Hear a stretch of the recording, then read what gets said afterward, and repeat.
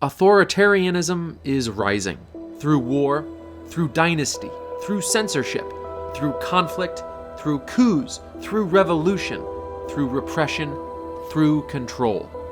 More than a third of the world's population lives under an authoritarian regime, and people everywhere are losing the freedom to voice their opinions, to choose their leaders, to choose where to live.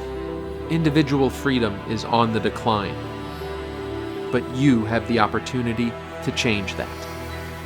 Students for Liberty is that opportunity.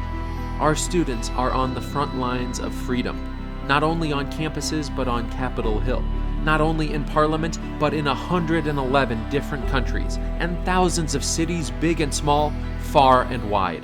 Students for Liberty's 10,000 alumni have found themselves shaping Supreme Court cases and founding million-dollar businesses. They've planned more than 3,500 events that have attracted more than 1.5 million attendees around the world, all engaged and mobilized around a single unifying goal: a freer future. I think SFL basically showed me the way to express my idea. I saw that really lots of people are ready to help. Really lots of people care about each other. No matter how horrible this time is, I felt more connected to people around me. I want to ensure that my community is not only financially literate, but also financially free.